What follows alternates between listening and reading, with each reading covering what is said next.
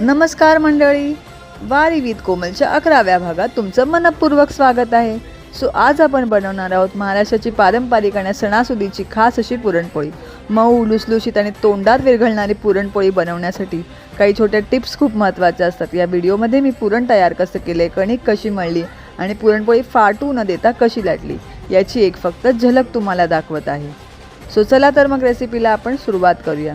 सर्वप्रथम मी छान आपलं डाळ शिजवून छान स्वादिष्ट पुरण तयार केलं. त्यानंतर कणिक मळून पुरण भरून हलक्या हाताने सुंदर पुरणपोळी लाटली. आता ती तव्यावर दोन्ही बाजूंनी छान भाजून वरून तूप लावलं की तयार झाली आपली मऊ, लुसलुशीत आणि तोंडात विरघळणारी पुरणपोळी. पण परफेक्ट पुरणपोळीसाठी काही महत्त्वाच्या टिप्स आणि संपूर्ण कृती मी सविस्तर दाखवली आहे. ती पाहण्यासाठी आज रात्री 9 वाजता स्पाइस बाय कोमलवर येणारा पूर्ण व्हिडिओ नक्की पहा. भेटूया रात्री 9 वाजता. तोपर्यंत धन्यवाद.